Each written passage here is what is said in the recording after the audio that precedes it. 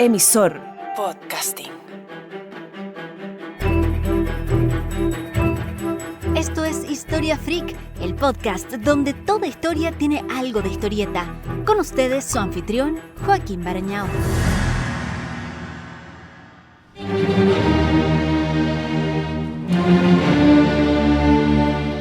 Los dos episodios pasados sobre la Revolución Industrial vimos cómo la mecanización tomó por asalto la humanidad. Era como si todo podía ser medido, pesado y cronometrado. Parecía que el mundo se convertía en un gran mecanismo de relojería con cada vez menos espacio para la magia, la emoción y las intuiciones. A ciertas almas sensibles no les gustó nada el rumbo que adoptaban las cosas.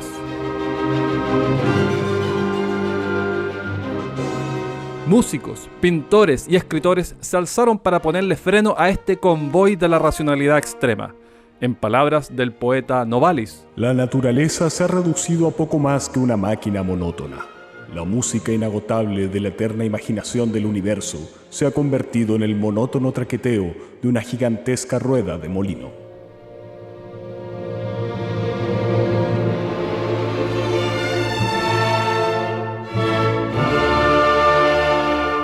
Un geyser reactivo comenzó a tomar cuerpo. El apasionado artista de Las penas del joven Werther, la novela de Johann Wolfgang von Goethe, se suicida por amor y se encumbró como el ideal de jóvenes que veían en las artes una opción de vida. El rumor es que los suicidios emulados comenzaron con él, en episodios en que los involucrados vestían de Werther: chaleco y pantalones amarillos, frac azul con botones de latón, botas marrones y un sombrero redondo de fieltro gris. Sea o no cierto, la expresión efecto Werther quedó estacionada en el lenguaje. Fue aplicada, por ejemplo, en Corea del Sur en 2008 tras el suicidio de la actriz Choi Jin-sil, que fue seguido de un aumento del 75% en la tasa estándar la semana posterior. Las penas del joven Werther fue prohibida en Dinamarca e Italia. En Leipzig, el veto de 1775 cubrió no solo el libro, sino también el atuendo, que causaba furor entre los hombres. Aquí cabía, por ejemplo, Karl August, soberano del ducado de Sajonia-Weimar. Fabricantes chinos hasta produjeron porcelana Werther para el mercado europeo. Las finanzas de Goethe pudieron tolerar las restricciones a la venta de esa obra, porque produjo muchas otras, como El aprendiz de brujo, que siglos después sería llevado al cine por Disney en Fantasía, musicalizada por Paul Dukas. Y luego en un film protagonizado por Nicholas Kim Coppola, sobrino de Francis Ford Coppola, más conocido por su nombre artístico Nicolas Cage. You're going to be a very important sorcerer one day. O también Fausto, un drama que a Goethe le tomó 36 años. Pieza favorita de Nikola Tesla, la conocía de memoria y fue mientras recitaba uno de sus versos que vivió la epifanía que lo condujo al campo magnético rotativo y, en última instancia, a la corriente alterna. En el drama Götz von Berlingen, Goethe relata las peripecias de un mercenario renacentista que combatía con una mano prostética equipada con engranajes y resortes. Esta es la obra que popularizó el desafío "¿Puedes besarme el culo?". Harry Potter can kiss my La frase histórica del protagonista, eso sí, fue "¿Puedes lamerme el culo?". Ácida refutación a los militares de la Liga Suabia que lo conminaron a rendirse. Mozart también homenajeó a este sujeto con su canon en si bemol mayor, "Lámeme el culo".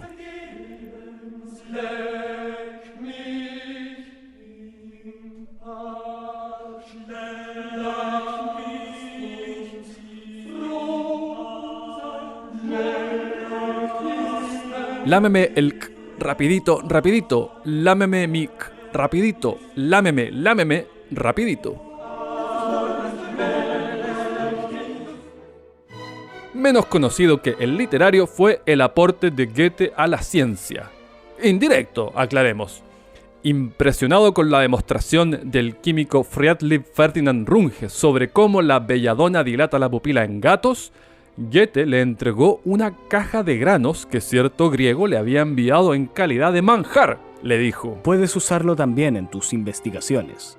Era café, y con ellos Runge descubrió la cafeína. A que no imaginaba el vínculo entre Goethe y su Coca-Cola favorita. Los textos del escritor alcanzaron una popularidad fabulosa.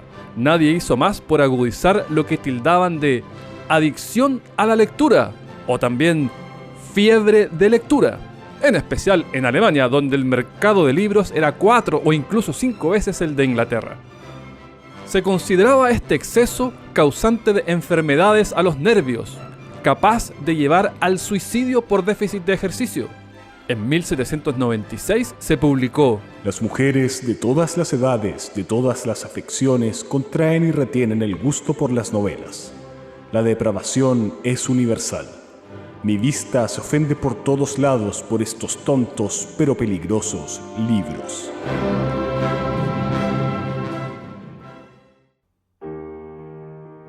Estacionado en Weimar, Goethe a menudo se dejaba caer en la vecina Jena, donde comenzaban a aglutinarse almas hermanas.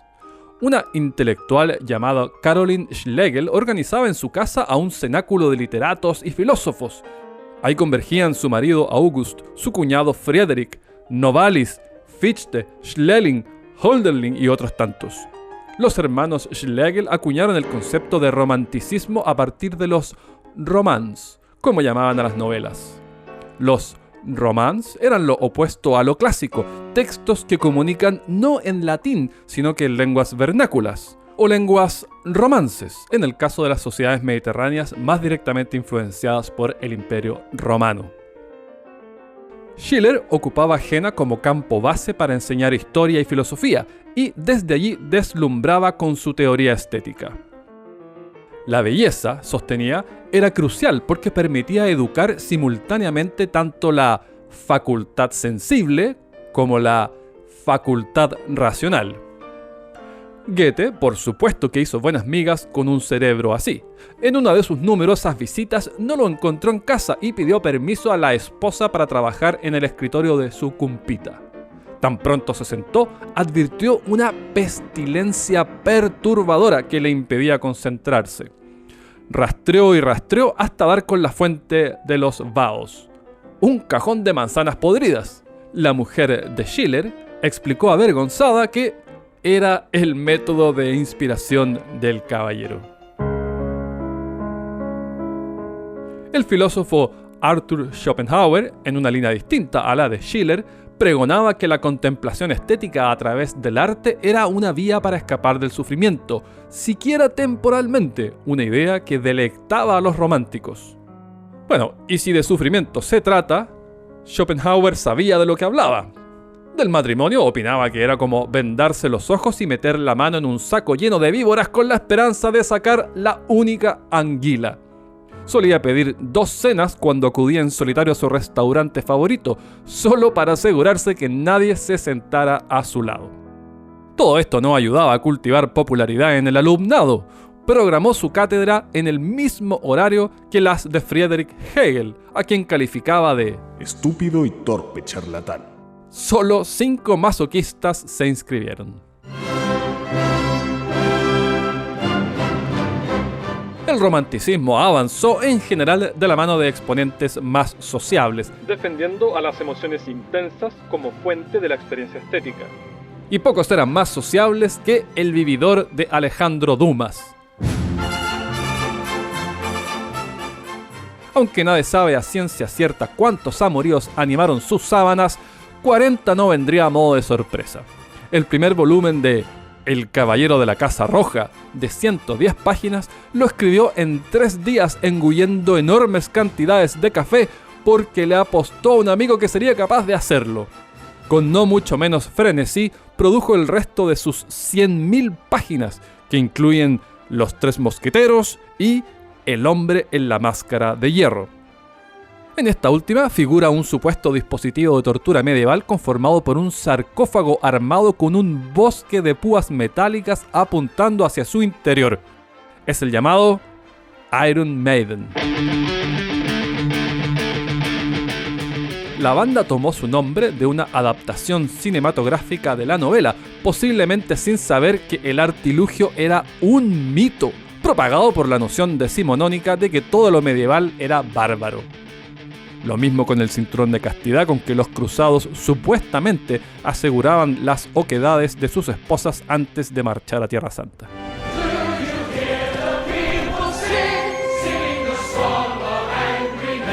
Otro exponente del romanticismo francés es Victor Hugo, quien deberá sonarle al menos por su novelón Los Miserables, pero también por varias otras si no las el quita la cultura popular. Como El hombre que ríe, cuya adaptación cinematográfica de 1928 inspiró la creación de El Guasón. O por aquella pieza que en 1829 acordó con su editor. Tras un año de procrastinaciones, la paciencia del editor acabó por evaporarse y le impuso un plazo de menos de 6 meses. Victor Hugo encerró su ropa bajo llave y retuvo solo un chal. Sin opción de salir a distraerse, se abocó a escribir y escupió Nuestra Señora de París. En inglés, titulada El jorobado de Notre Dame, y así popularizada por Disney. Damas y caballeros, tranquilos. Buscábamos el rostro más feo de París y aquí está. Quasimodo, el jorobado de Notre Dame. ¡Todos! Era, además de novela, un medio de Victor Hugo para transmitir su preocupación por el patrimonio gótico de París y presionar por su protección. Victor Hugo era un hombre expansivo, aficionado a los deleites del estrógeno, con o sin pago de por medio. Para su funeral, varios burdeles de París cerraron por duelo. De acuerdo con el escritor Edmond de Goncourt, citando fuentes policiales, las prostitutas se cubrieron las entrepiernas con telas negras en señal de respeto. No otro que Auguste Rodin esculpió en su honor la apoteosis de Victor Hugo, hoy visitable en un museo de Filadelfia, y tratada con harto más reverencia que Napoleón del mismo Rodin, que se creía perdida hasta que notaron que era cierta estatua del Consejo Local de Nueva Jersey a la que poca atención le prestaban, con la firma invisible pegada a la pared.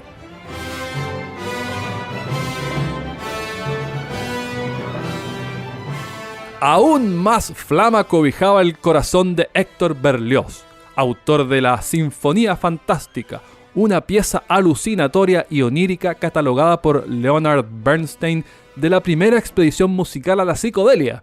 Al parecer la compuso en parte bajo la influencia del opio. Informado que su amada concertaba matrimonio con un adinerado fabricante de pianos, compró ropa de mujer y peluca, robó un par de pistolas, se aperó de estricnina y láudano y viajó a Niza para asesinarlo. Planeaba entrar a su casa haciéndose pasar por sirvienta. Ya en su destino, olvidó el disfraz en un carruaje y el fervor vengativo aplacó. Optó por reemplazar el crimen pasional por los servicios de una prostituta cuyos favores disfrutó en la playa gritando: ¡Oh, espléndidos gritos nupciales, merecedores de la grandeza de nuestros amores salvajes! El más romántico de los románticos ha sido llamado.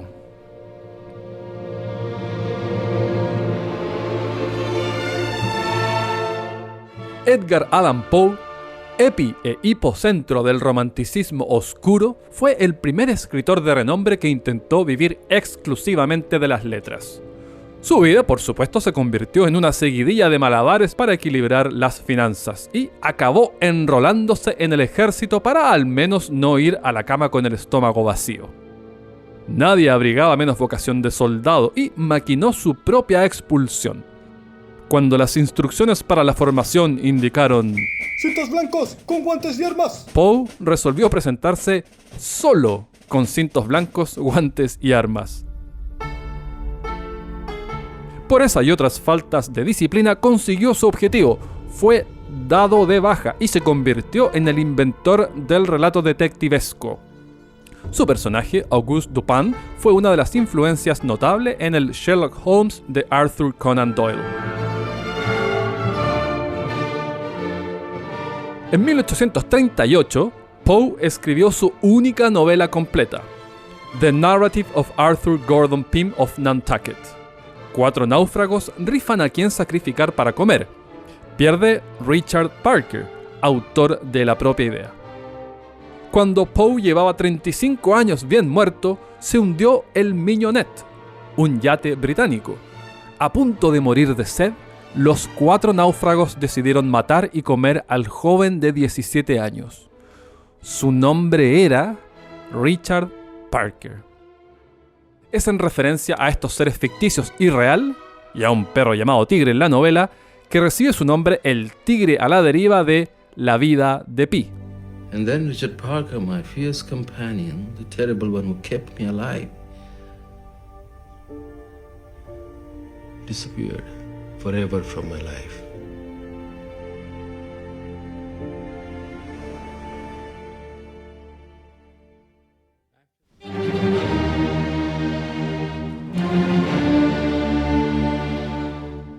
Hemos hablado de música y de literatura, pero la respuesta más rupturista a la era industrial provino de otra rama del arte, la plástica. En esto tuvo mucho que ver el advenimiento de la fotografía. Adiestrar la mano para captar la realidad con máxima fidelidad no era ya igual de valioso. Incidió además una humilde innovación a la que rara vez se presta atención: el tubo de pintura, inventado en 1841 por el retratista John Gough Rand. Hasta entonces, los óleos se transportaban en vejigas de cerdo o en jeringas de vidrio, y los usuarios molían a mano los pigmentos y los mezclaban con aceite aglutinante. Con herramientas así de engorrosas, no era llegar y dejar el taller. Tubos con tapas enroscables, capaces de conservar las pinturas para usos futuros, en cambio, hicieron que crear al aire libre dejara de ser prohibitivo. De acuerdo con Renoir, sin tubos de pintura, no habría habido impresionismo.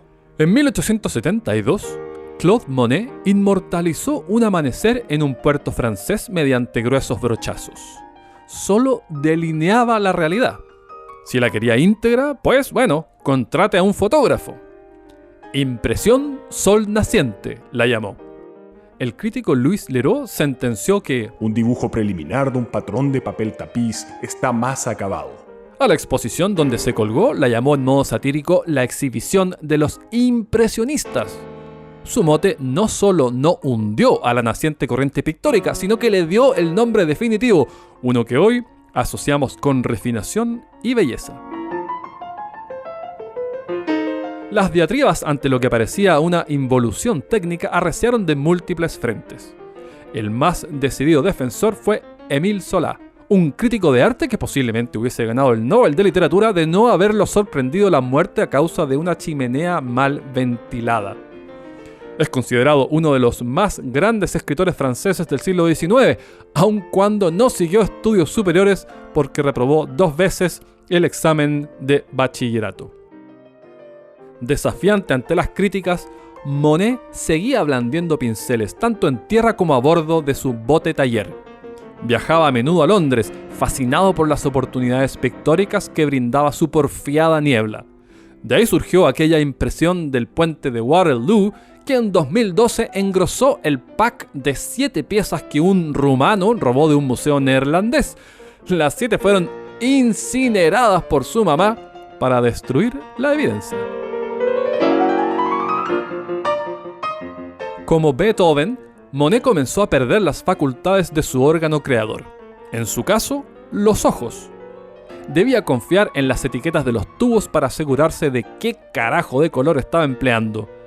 Le extrajeron los lentes naturales en una operación de cataratas y es posible que adquiriera cierta visión ultravioleta, que en condiciones normales es filtrada por ellos. El reno es el único mamífero que puede ver en ultravioleta, y gracias a ese superpoder distingue el pelaje blanco del fondo nevado. Sospechamos lo de Monet por 2 razones. La primera, Tras la cirugía coloreaba lirios azules donde solía pintar blancos. La segunda, destruyó lienzos de su periodo preoperatorio que le mortificaban, en especial de las series de nenúfares, pese a todo el tiempo que había invertido en encontrar los efectos e impresiones perfectas. Puede ver esta peculiar vida en el documental Claude Monet, cuya versión en italiano está narrada por Claudio Moneta. También Bob Esponja, Goku y uno de los personajes de Naruto.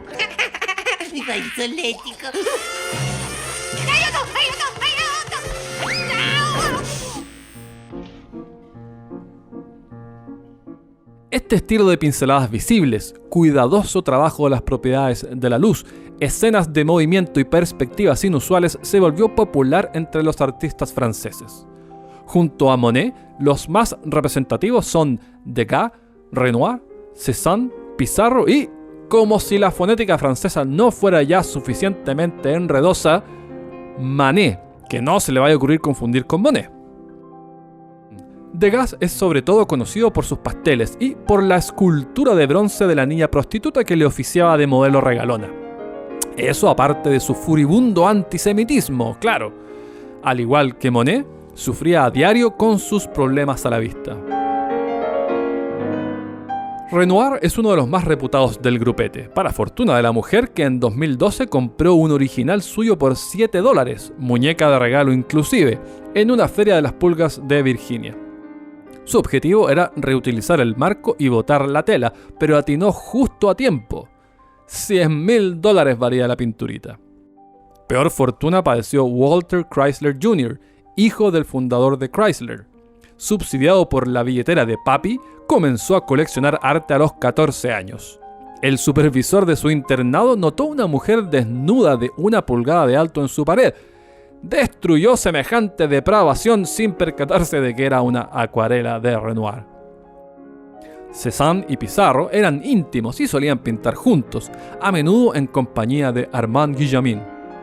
Este último, como cualquier googleo rápido permite corroborar, no alcanzó la estatura de sus compinches. Por eso debía mantener su empleo como funcionario público. Eso hasta que ganó 100.000 francos en la lotería estatal y pudo al fin abocarse de lleno al arte. Manet se encargaba de escandalizar el círculo de las bellas artes con temerarios desnudos que parafraseaban a los maestros renacentistas con mucha más piel. En una ocasión, sulfurado por una sola frase de un crítico amigo, lo fue a buscar a un café, lo abofeteó y lo retó a duelo de espadas. Una mañana de invierno, con Émile Zola por padrino, los metales se golpearon. Una sola vez, pero con tal fuerza que ambas hojas se doblaron. El crítico sufrió una herida menor. Manet declaró que su honor estaba remediado y al rato volvían a compartir mesa en el café de siempre. Manet sobrevivió al duelo, pero no a esa debilidad por las curvas femeninas que evidencian sus óleos. Falleció por complicaciones derivadas de la sífilis. Tras Manet, el mundo vio el aterrizaje del post-impresionismo. Aún predominaban los colores vivos, las capas gruesas de pintura y los motivos de la vida real, pero ahora sazonados con toda suerte de distorsiones expresivas, así como de colores más propios de alucinaciones psicotrópicas que de las inclinaciones de la madre tierra. El exponente más conocido es, por supuesto, Vincent van Gogh, que todos pronunciamos y seguiremos pronunciando Van Gogh.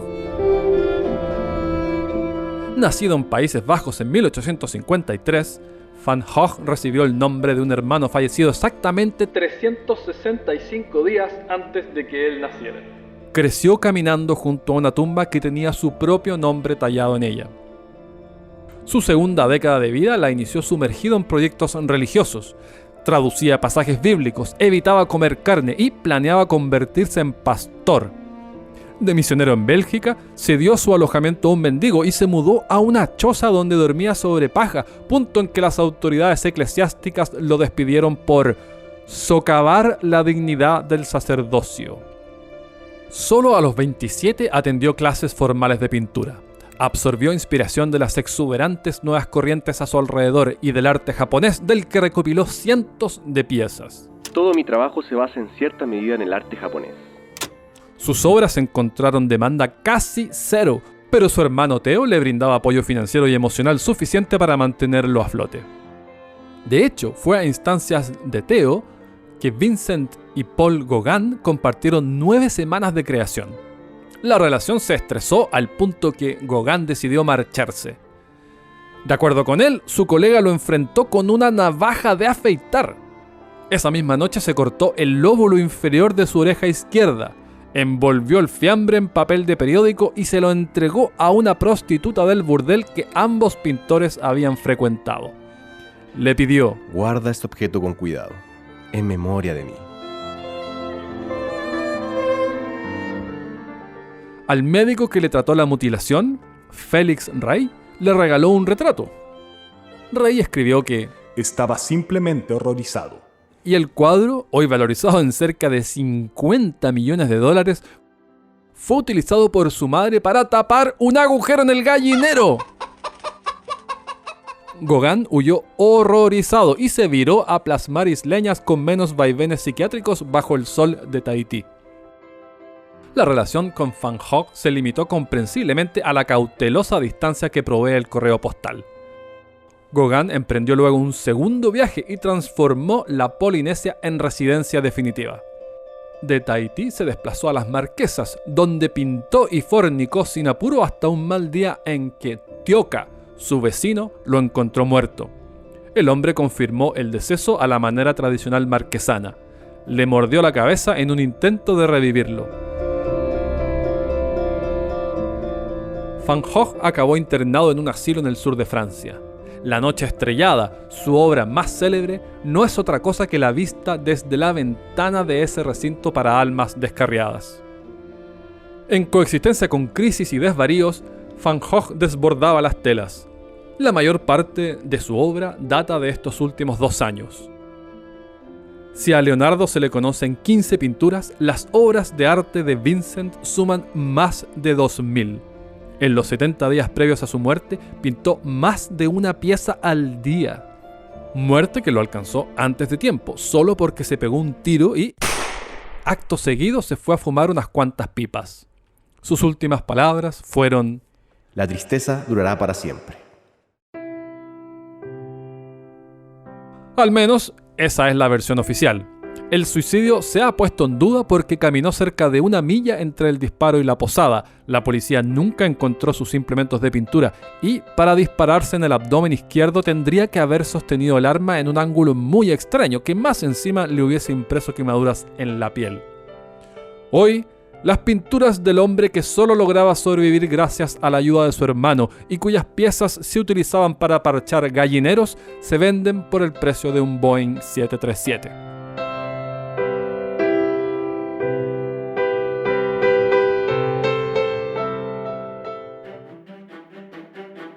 En el próximo episodio, fobistas, cubistas, surrealistas, pero nada de alquimistas.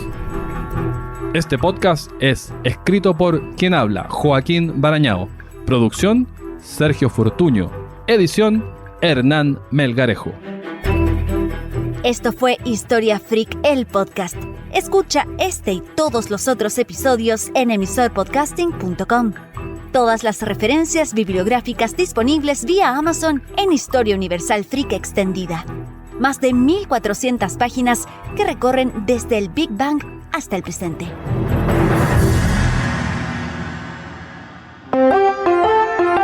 Emisor Podcasting.